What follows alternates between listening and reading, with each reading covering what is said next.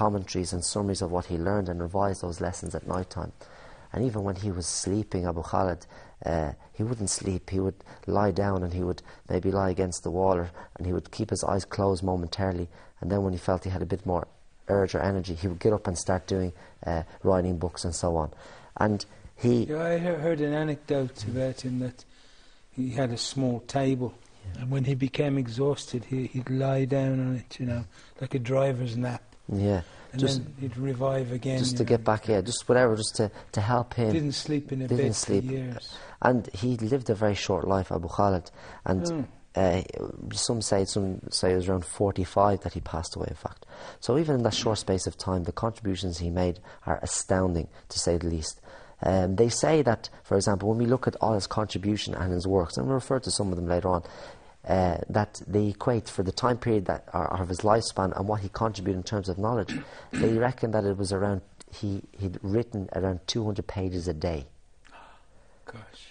So you're thinking, where does he get the time to go to 11 lessons, do commentaries, write books, seek knowledge, teach other people? Again, there's different makeup, Abu Khalid. Yeah, you get this vision of this tremendous energy, buzzing with energy and enthusiasm. Yeah, as I say, there was the melting pot, and the environment also helped. And obviously he was born in around 13th century, and this time was a great time for seeking knowledge. So, but what he was very famous for, Abu Khalid, was his piety and his taqwa and fear of Allah Azza wa Jal.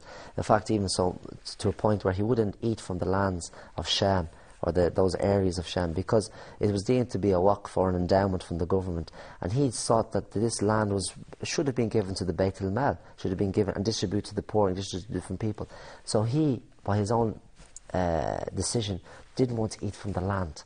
So any time a food would come to him, he wouldn't take it, and he would only take it when it came from his homeland or somewhere he knew where the source was coming from. Yeah, that's right. Yeah. Unlike us, where we just eat freely, we don't question anything. But this is fear. He didn't want anything haram or anything possibly, even though it wasn't his fault. Yeah. This was the height of his taqwa and piety. Like he, you know, and we find that there's so many examples that even in the past, some scholars in the past, this idea that they wouldn't eat from the land and so on because they felt that the rulers didn't give justice to the people and so on, and they wouldn't eat from it. And in fact, there's a story that one time the scholar decided not to eat from this land and so on, and in a woman who was in a jail, in fact, or she was confined, she decided to make the scholar some food, and she managed to get the food to the scholar, and she realised that, you know, that he didn't want to eat it. So when she asked him, she said, "Why didn't you want to eat the food from this that I gave you? It's not from this land. I made it myself from my own produce and so on." He said, "But the plate that you used came from the rulers, or came from those people." So even so much, you know, the piety of the scholars in the past, they didn't want to have any doubts, Abu Khalid, and they wanted their rizq to be halal. And they wanted the food they eat to be halal, to be permissible. And this was the height of their piety and taqwa. And again, his endless thirst for knowledge, and his thirst to seek knowledge from over 20 celebrated teachers, if you like, at that time, huge scholars in all the fields, in fiqh, in Qur'an, in hadith, in usul fiqh, all of these branches of knowledge. He excelled in all of them, Abu Khalid. In fact, he became known as Shaykh al-Islam. And this term of Shaykh al-Islam, Shaykh al-Islam, you know, when they use this term Shaykh al-Islam, like the Shaykh of Islam, it's given to somebody who's got to the status of where he knows everything about that particular field. For example, Shaykh al-Islam Ibn Taymiyyah, they say, because he knew everything about the Hanbali madhab, all the issues in and out, to a point that he became to a level of a mujtahid, that he became to that level of, you know, the highest level of scholarly attributes, that he himself can become more, he can start to deduce rulings on his own account, based on maybe this madhab, or this, he's qualified to do that. So he was like, if you like, the Shaykh al-Islam in the madhabi of Imam al-Shafi'i. So he learned it inside out, Abu Khalid. And he wasn't a blind follower of Imam al-Shafi'i, and he didn't take it everything. In fact, he differed from him in many issues. And just as a quick issue, just to show that he was always conscious of the evidence and so on, that Imam Shafi'i, rahimahullah, he thought that, he was of the opinion that when you make tayammum, that the tayammum doesn't go just to the wrist, that it goes as far as the elbows.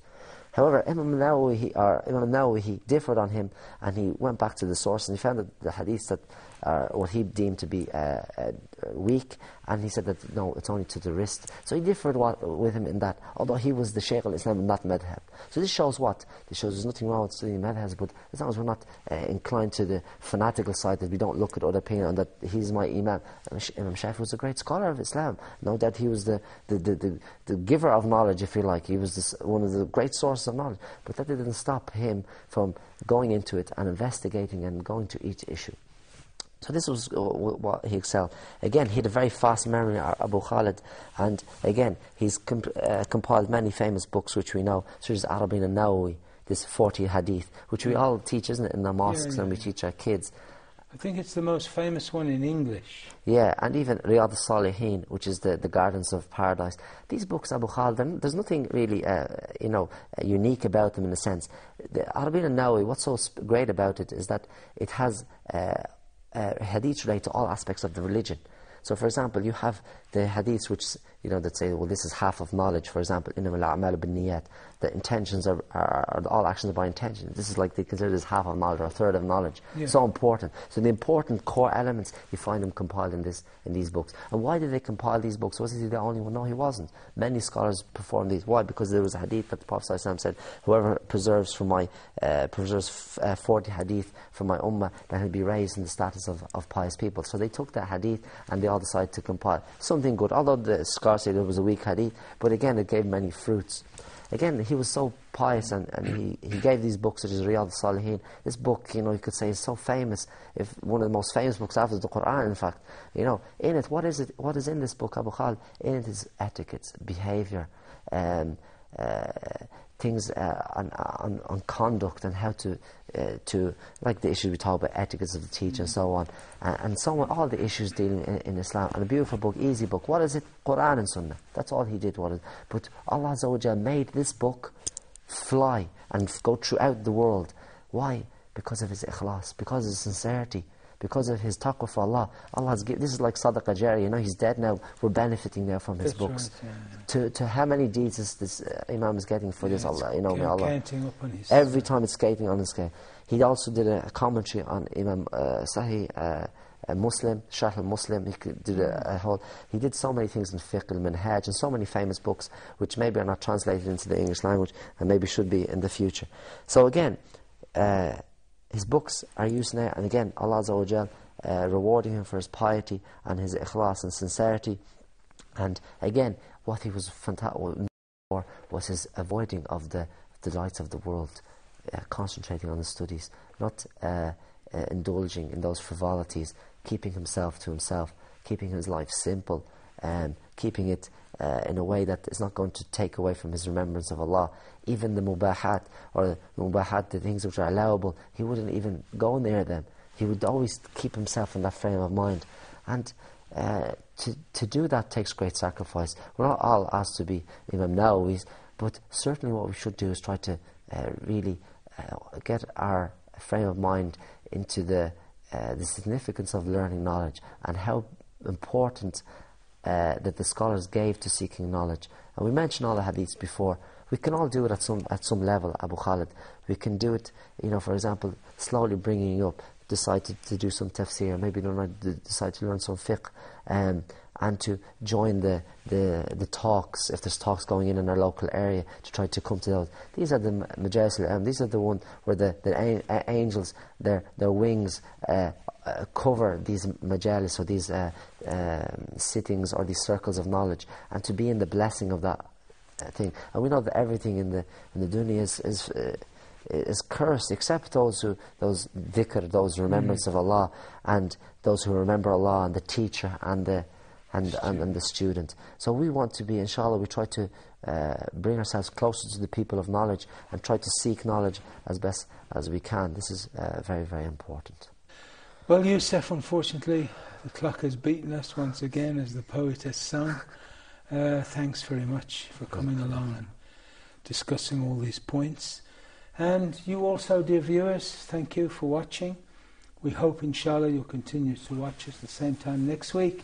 From Yusuf Sai and myself, Uthman Bari, Assalamu alaikum wa rahmatullahi wa barakatuh.